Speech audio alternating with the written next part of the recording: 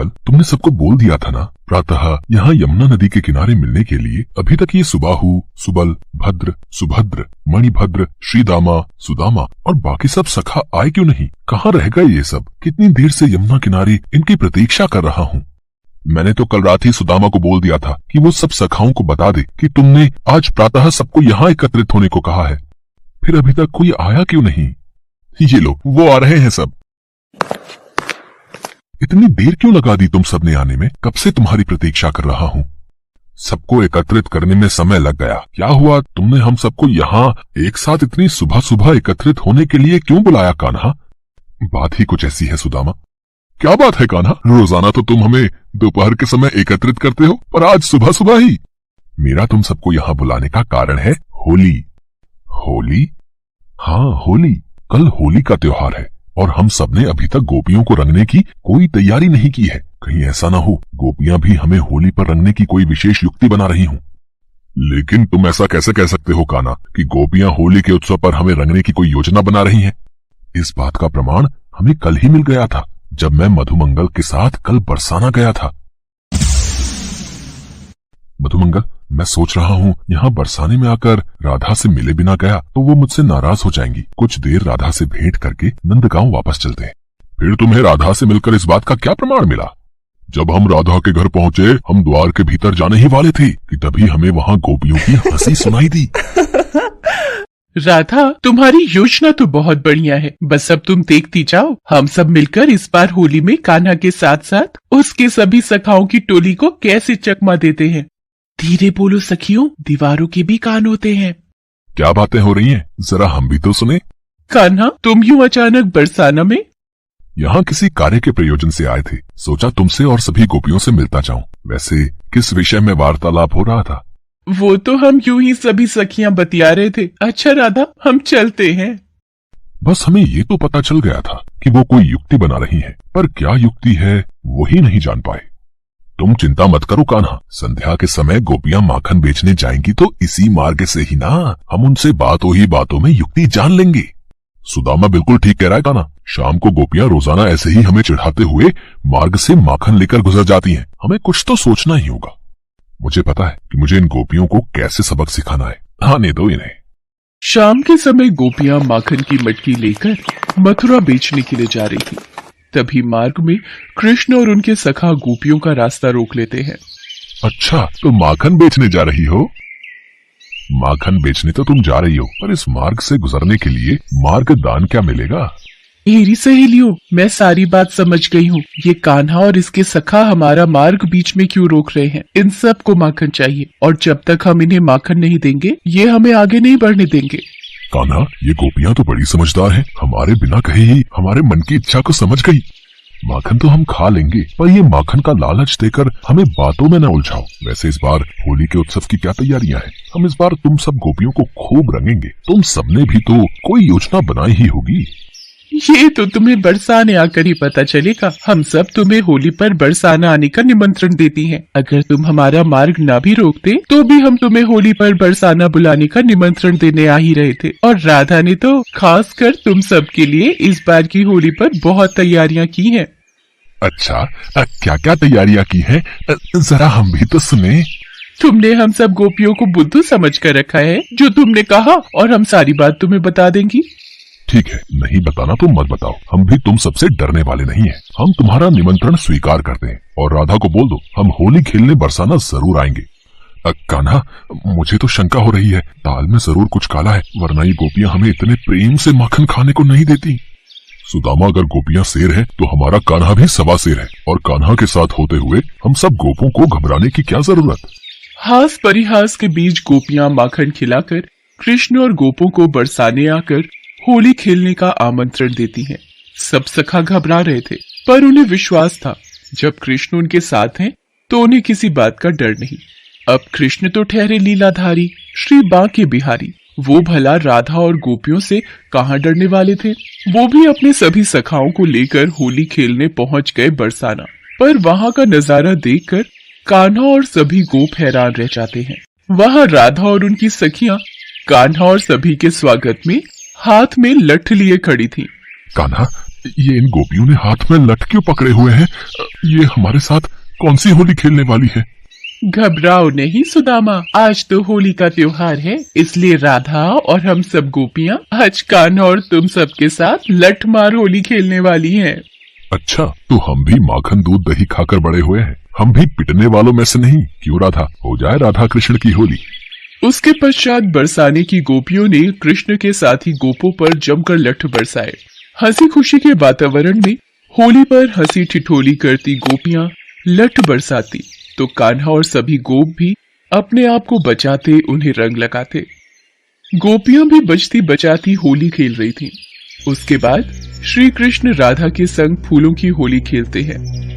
पूरा बरसाना भी होली उत्सव पर होली के रंगों की भांति कृष्ण और राधा के प्रेम के रंग में रंग जाता है।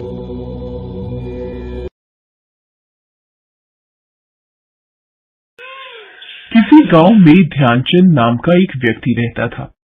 उसका पुत्र सूरज प्रकाश नास्तिक था और बिल्कुल भी पूजा पाठ नहीं करता था। ध्यानचंद अपनी ये परेशानी लेकर गांव में आए एक संत के पास जाता है। प्रणाम महाराज, सदा सुखी रहो वत्स। महाराज, मेरा पुत्र सूरज प्रकाश न तो पूजा पाठ करता है और न ही भगवान का नाम लेता है। आप कुछ ऐसा कीजिए कि उसका मन भगवान में लग जाए। ठीक है बेटा, कल तू अपने बेटे को मेरे पास लेकर आ जा और चिंता न कर, सब ठीक हो जाएगा। अगले दिन ध्यानचंद अपने बेटे सूरज प्रकाश को लेकर संत जी के पास जाता है।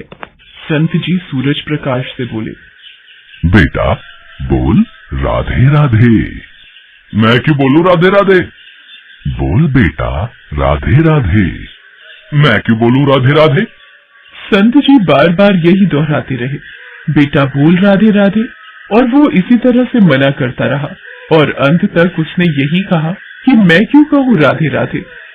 बेटा, जिस दिन तुम मर जाओगे और यमराज के पास जाओगे, तब यमराज तुमसे पूछेंगे कि कभी भगवान का नाम लिया था, कोई अच्छा काम किया था, तब तुम कह देना कि मैंने जीवन में एक बार श्री राधा रानी के नाम को बोला था।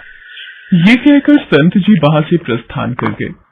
सूरज प्रकाश अपने पिता के साथ घर वापस आ गया। कई वर्ष बीत गए। सूरज प्रकाश बूढ़ा होकर मरने के पश्चात यमराज के सामने उपस्थित हुआ। बताओ सूरज प्रकाश, तुमने जीवन में कभी भगवान का नाम लिया है, कोई अच्छा काम किया है? हाँ महाराज, मैंने जीवन में एक बार श्री राधा रानी के नाम को बोला है। आप उसकी महिमा बताइए। एक बार राधा नाम की महिमा क्या होगी, इसका तो मुझे भी नहीं पता है। शायद इस प्रश्न का उत्तर देवराज इंद्र बता सकते हैं। तुम मेरे साथ देवराज इंद्र के पास चलो, वही बताएंगे राधा नाम की महिमा। महाराज, मैं ऐसे नहीं जाऊंगा। पहले आप मेरे लिए पालकी की व्यवस्था कीजिए, उसके पश्चात ही मैं जाऊंगा। ये बड़ी मुसीबत है, अब पहले इसके लिए पालकी मंगवाई जाएगी। ठीक है, पालकी लेकर आओ, उसमें सूरज प्रकाश बैठेगा और 4 कहार इस पालकी को उठा लो। यमराज जी, सबसे आगे वाले कहार को हटाकर उसकी जगह आप लग जाइए। सूरज प्रकाश को लेकर यमराज चल पड़े और इंद्र के पास पहुंचे। देवराज इंद्र, आपके समक्ष एक प्रश्न का उत्तर जानने आया हूँ। पूछिए यमदेव, क्या पूछना है? सूरज प्रकाश ने जीते जी एक बार श्री राधा रानी का नाम लिया था। राधा रानी के नाम लेने की महिमा क्या है? यमदेव, राधा रानी के नाम की महिमा तो बहुत है, पर क्या है ये मुझे भी नहीं मालूम। हाँ, ब्रह्मा जी इस प्रश्न का उत्तर जरूर जानते होंगे, हम उनके पास चलते हैं। इंद्र जी, ऐसा है, दूसरे कहार को हटाकर आप यमराज जी के साथ मेरी पालकी उठाइए। देवराज इंद्र, जब तक आप इस पालकी को नहीं उठाएंगे, ये व्यक्ति पालकी को आगे नहीं ले जाने देगा। अब एक तरफ यमराज जी और एक तरफ देवराज इंद्र पालकी को उठाकर चल रहे थे।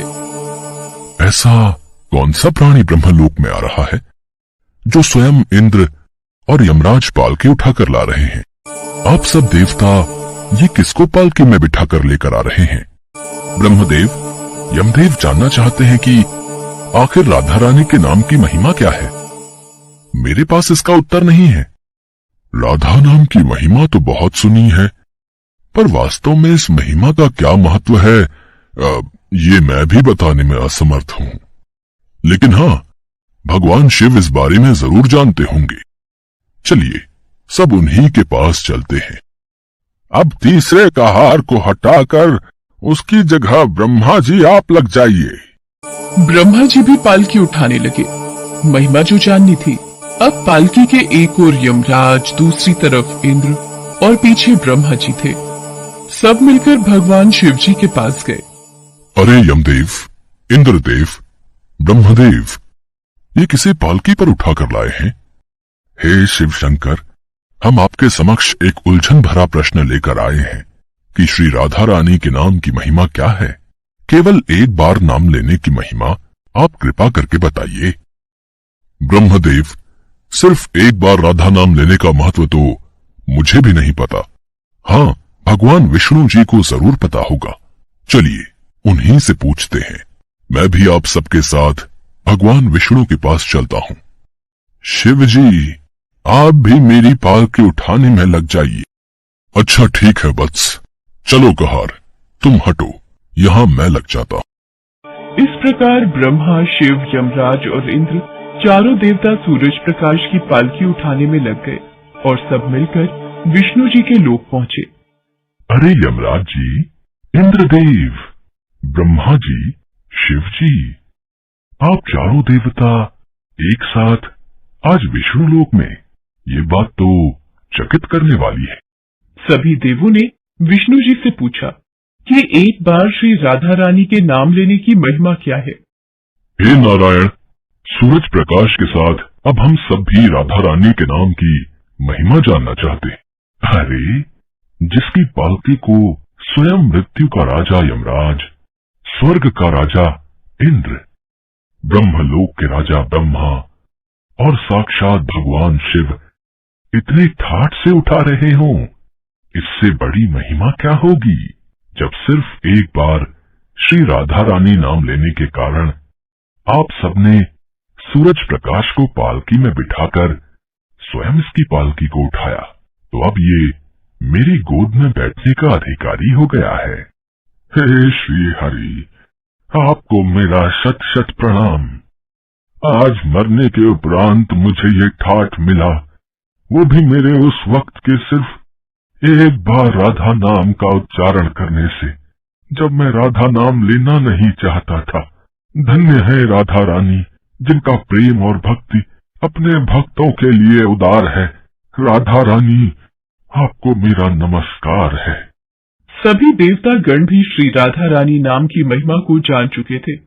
वो सब भी विष्णु जी को प्रणाम करते हैं और तत्पश्चात वहाँ फूलों की वर्षा होने लगती है और सही में राधा नाम की कृपा जिस पर हो जाए, उस भक्त के सारे दुख दूर हो जाते हैं और वो मोक्ष को प्राप्त होता है। भगवान